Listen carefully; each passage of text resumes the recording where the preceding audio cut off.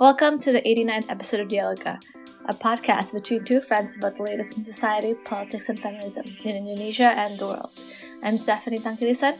And I'm Sweden Lee. And this week we're going to talk about COVID-19 because what else is there to talk about?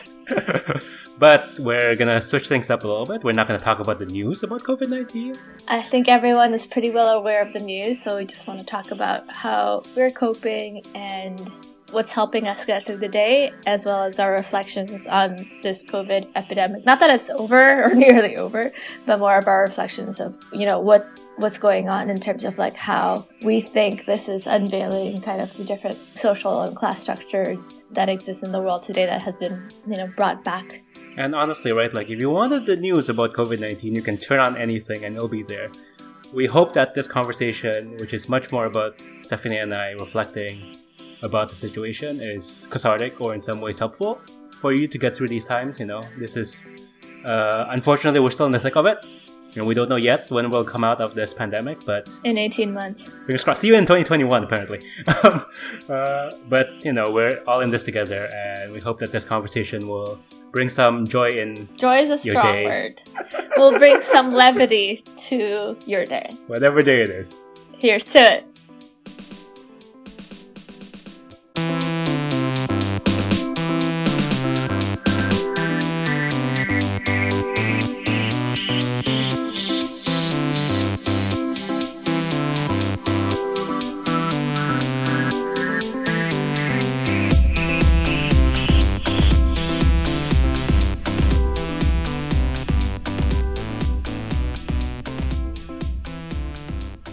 Listeners, it's good to be back. It's good to be alive at this moment in time.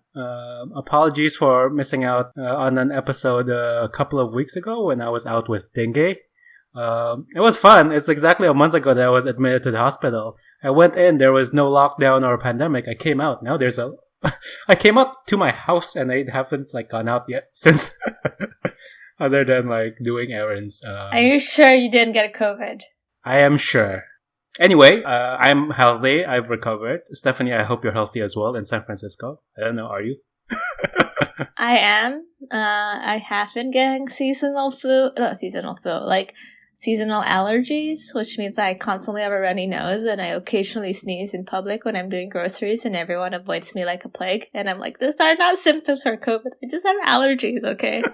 It's such a don't bad judge time me. to It's literally the worst time to... You might hear me sniffling throughout this episode because allergies. Not COVID, apparently. That's not a symptom, runny nose and sneezing. This is primarily fever and respiratory illness. I mean, it really is. In the States, it's allergy season. Here in Indonesia, it's dengue season. So it's just people are getting sick anyways usually in this time of year. But now people are really paranoid about it for good reason. But yeah, we're recording this episode on April 14th. And as we speak, Indonesia, and particularly Jakarta, where I'm in, is not locked down, but it's going through a phase called large-scale social distancing, or PSBB, where basically the local government is restricting social interactions outside. You can't hang out in malls and restaurants. You can only go out in small groups to supermarkets, to hospitals, anything essential services, but no leisure or recreational activities. I don't know what the case is in San Francisco. So it's officially there? So are malls closed? Yes. Malls have been closed for a while before Jakarta Governor Anies Baswedan implemented this new policy of PSBB. But now, restaurants were still open. Some places were still doing dine-in. People were still hanging out, congregating in parks, things like that. But now, as of Friday last week, on Good Friday, he implemented the policy. That's so recent. Only last Friday? Yes. Oh, Lord. Only last Friday. And it's going to be in place for 2 weeks. And then they'll reevaluate every 2 weeks. But honestly, people are still going to work.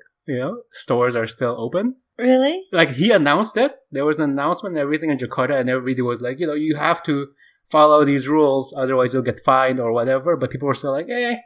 And the thing is, enforcement is still weird because a lot of the police officers are congregating without wearing masks. They're essentially breaking the rules of PSBB as they're doing their job. So they're not really doing their job.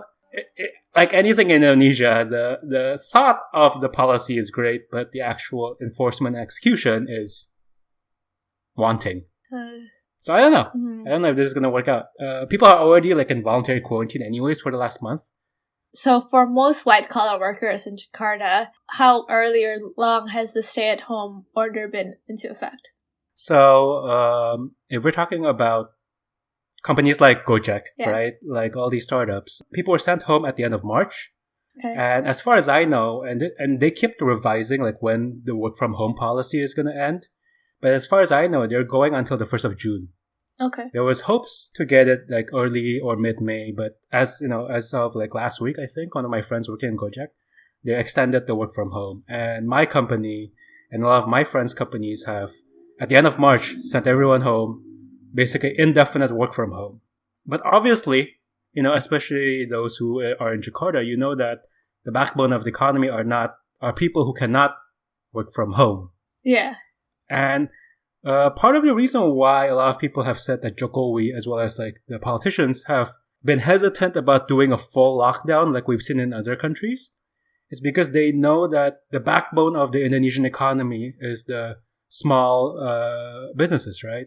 And factories and so forth. The manufacturing. The blue collar in a way. Like, yeah, sure, the white collar can survive on their own because they're already of that size. Yeah.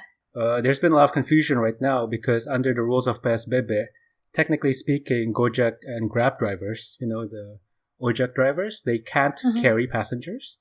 But then I think another ministry was like, oh, actually, you can. Like the transportation ministry said they can, while the health ministry said they can't.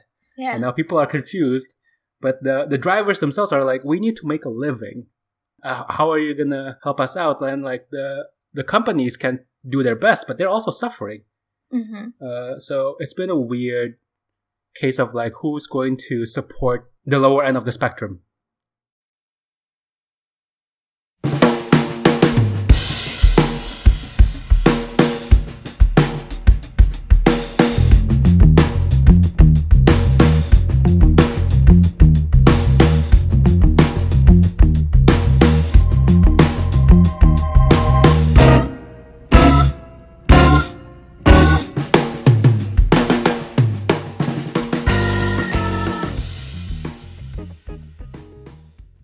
Is there any talks on like a stimulus or like a tax refund or whatever? There have been talks about financial aid, essentially, and like injection into the market. But I mean, this is not formal or anything. These are all like speculation because nobody wants to say this out loud. They don't want to halt the economy. So they're hoping that like by flattening the curve this way, where you're just restricting social interactions, like a base minimum economy is still running. That can be more easily revamped up when everything is over rather than close everything down. How successful that is debatable, and whether or not this will help or hurt the actual flattening of the curve from a public health perspective, that's also debatable. So it's a lot of up in the air right now. People are still like trying to figure it out. They don't know what to enforce, what not to enforce. Right. I don't know what to do or not to do. I don't know if I can go to this place or that place. So I just stay at home. Especially here, right? You just, people still have a certain like bravado about like, oh, it's not going to hit me. And I can't always blame them if they don't have the resources to buy masks, if they don't have resources to buy all this protective stuff. They, that's not the thing they're worrying about right now. They're worrying about how do I put food on the table for my family. Yeah. But at the same time, it's also like, we're all in this together.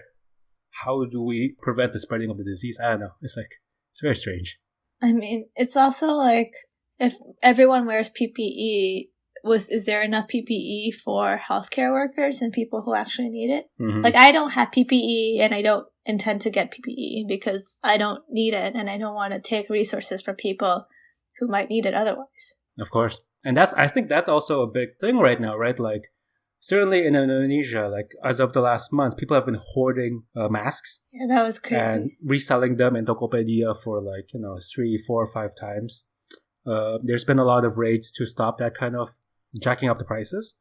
But only recently, people were like, actually, maybe you don't, as an individual resident who's not working in essential services, maybe you don't need 10 boxes of surgical masks. Maybe you can just get a cloth mask, And we're starting to move towards that direction a little bit. Or make your own mask, Mm-hmm. Knowing that there's so many shortages in hospitals and clinics. Right. Certainly here in Indonesia, there's been a mentality over the last month or so of everyone for themselves in a way, really. Did you guys run out of toilet paper? Not really here. Okay. Is there a shortage of toilet paper in San Francisco? I struggled,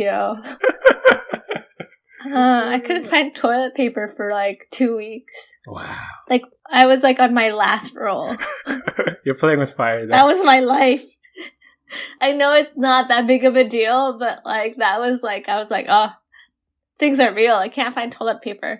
And like in every freaking grocery store, all of the toilet paper shelves are empty. Like empty. Everyone's hoarding toilet paper. And I'm like, just don't. Like, this is unnecessary. Yeah, it's not gonna protect you. It'll just make you feel more comfortable. Did you have to succumb to like using a lesser toilet paper? Surprisingly, when I did get it, the one that was available was the brand that I liked, which is Charmin. Yeah, Charmin Ultra Soft. Yeah. Okay, we're getting on a toilet paper tangent here. But I'm just saying, Charmin, if you ever want to sponsor our podcast, we know we don't target your audience, but hey, I love your product. the bears are so cute. I know. And honestly, your butt deserves deserves the best. I think we're heading to TMI territory, but okay.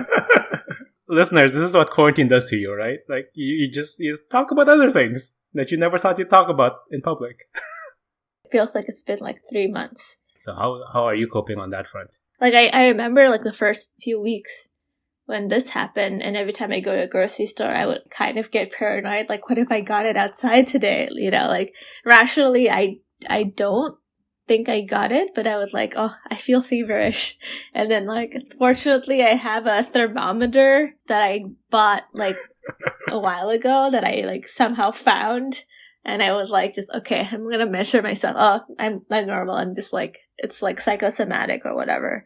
So that has been like useful. And I live with doctors, so that's like been useful as well.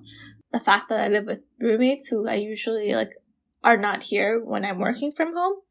So it's also a sense of like, I'm only a child. I grew up without a lot of people around.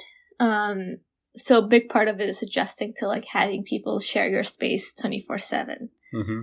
And it's not like your family, it's like your roommates. Yeah. And like for the most part, people just ignore each other, but it still feels like,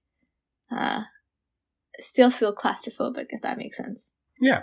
And even with family, I can assure you. Yeah, how's that going? How's being quarantined with your family? I feel privileged enough that we live in a big enough house where everybody has their own space. Actually, at first, it was pretty strange because, people were bored. But as of like past like 2 or 3 weeks, my family has implemented like organically without anybody, like we just started doing it. We started actually implementing like dinners together again, which we haven't done for the last like 15 years. Really? Because we just don't do it. Everybody has their own thing. Like, nobody's home at the same time. Because my family's a eat family together all the time kind of family. Yeah. Yeah, your family is definitely like that. My family is definitely not. Everybody's very independent. But right now, since we're all stuck together, we started doing it. And it felt kind of nice, like you can be there for each other. And support each other, and it makes it feel less isolating. I'm sure there are people out there, our listeners, I'm sure, who might be, in an apartment on their own, or be very far away from their family. So it's little moments like these that makes you appreciate what you have, right? Yeah. Like, because I'm one of those people who are like, I wake up, I get ready for half an hour, and then I leave, and then I come back late at night after work. So like, I really don't spend any time at home or with my family members usually, but now I get to have that. And obviously there will be tension and friction because it's family. But at the same time, I'm also like, in a way, loving it. And I hope we can still continue doing this after the pandemic is over.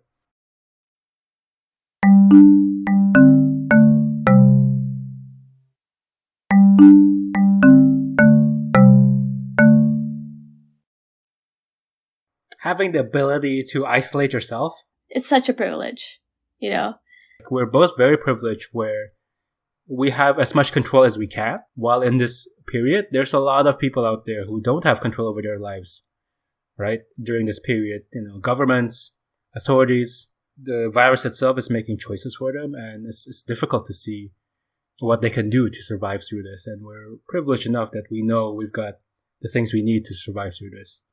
I think it's not just survival of the fittest, it's survival of the richest that's going on. And it's something we need to pay attention to, especially for America. How do you give resources for people who really need it, right? Like, that's something I think people should think about.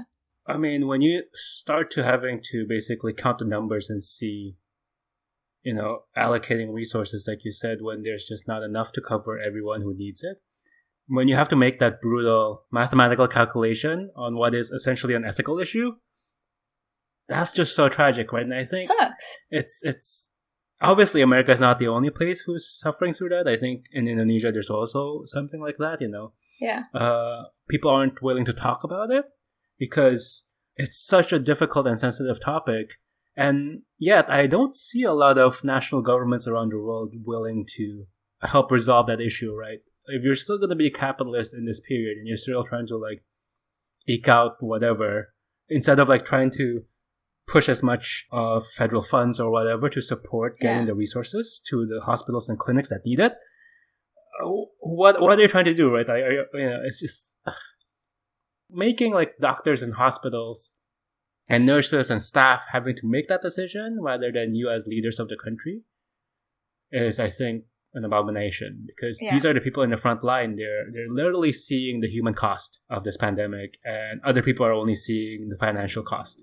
And I think we don't talk enough about the human cost that is not just from COVID-19, but from the lack of support for the people who are working their ass off, risking their lives to fight this pandemic everywhere in the world, not just in America, not just in Indonesia. I think both Stephanie and myself know doctors in our close circles. I have a doctor in my family.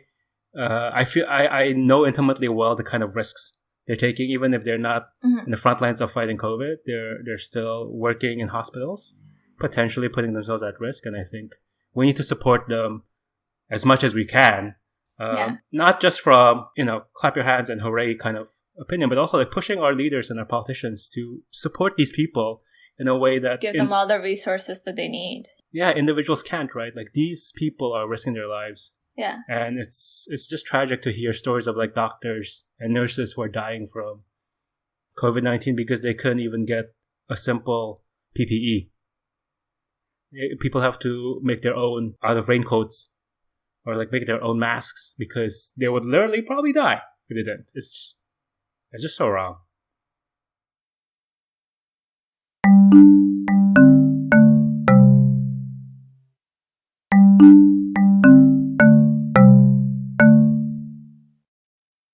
I feel like this should be a wake-up call for everyone on how we should go forward. I hope, once this virus gets better, I hope we don't forget the lessons that we learned here, which is give science and scientists the money that they need, care for each other, support public service workers. The people that, people used to say in America, oh, why should minimum wage be $15 for grocery workers? It's not hard to bag things. I'm who are you relying on now? Who's buying your groceries now? Or immigrant farmers, who is feeding you now? And who's going to work in the fields to make sure there's no food shortage? Yeah. Some people think certain types of people are beneath them. That's people who you're relying on now. And it's something that I feel really strongly about. I hope that will be a takeaway for more people in general, but I think that's too optimistic. But, It's not in your character to be this optimistic. And also, racism, right? Not just towards people of color working those jobs, but, there have been lots of hate crimes toward Asian Americans. Yeah. And I'm now when I go out, I'm oh, okay, am I gonna get yelled at? What if you cough or sneeze in front of them? Yeah, I was for some reason I had a wet cough someday because I sleep under a window and there's it's super humid and it results in coughing. And I was like trying my hard, like I was getting groceries and I was like, like trying my hardest not to cough in Please public. don't cough. Yeah. I'm just like, oh, Not right now. Not right now. Not today, Satan. Not today. But yeah, like hate crimes towards Asian Americans. That happens. That happened to a friend of mine who wrote an article on Neck Shark. Wow. And like, yeah, I feel like, you know, I mean, Trump called it a Chinese virus, right? Like, And it's only after backlash that he stopped, of course. and when it first happened, like everyone abandoned Chinatown and Chinese food or Asian food in general. And when, you know, I think it's time that also Asian Americans realize, like, some people may consider us the model minority, but it's not like that. You know, we're dispensable in a way. Like, you are still minorities, and we need to like have racial solidarity with other people of color. I think in general, you need to have solidarity with everyone these days, right? I'm hoping that out of this pandemic, and again, I'm not of an optimistic kind, like Stephanie. I'm hoping people will be more empathetic, right? And be more understanding of each other and thinking of others ahead of yourself. Especially in this period where people were literally, you know, survival of the richest, survival of the fittest, hoarding everything. Now that we realize, oh, actually, all of this hoarding is not going to do us much. The more important thing is to make ourselves a little bit more uncomfortable, a little bit more inconvenient in order to help everyone else out, in order to think bigger picture, right? And honestly, a lot of leaders and politicians are not thinking in that perspective. So we need to do it, and we need to encourage everyone, both like public sectors and private sectors, to do it. Right. Because it's a responsibility for each and every one of us, right? We're only going to make this work if everyone in society is on board and the same page. And it's going to be difficult. It's going to be horrible in many ways, but I'm hoping that there's a silver lining out of this. Right now, we're seeing a lot of the ugly sides of society, truly, with racial discrimination, inequality. Yeah. There's nothing to hide behind it, right? There's no politics, there's no entertainment, there's no sports to hide all of this ugliness. This is the right time to confront it and think about, what do we as a human species want to call ourselves? Right. Right? Are we going to be very Darwinian and just trying to see who survives, who makes it out alive in Hunger Games style? Or are we going to support each other? Yeah. I don't know. Honestly, I don't know. I'm hoping it's the latter. Fingers crossed it's the latter.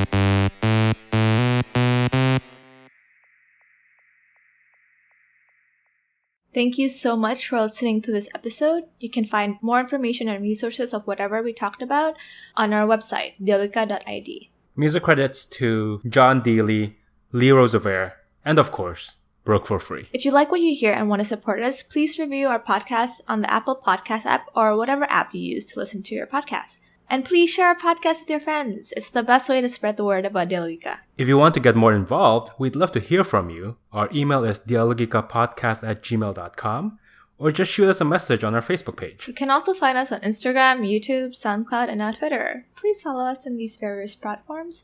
Our Twitter handle is @DialogikaPod. Also, follow me on Twitter. It's StephTank. That's STEPHTANGK. Thank you again, and see you guys next time. Bye!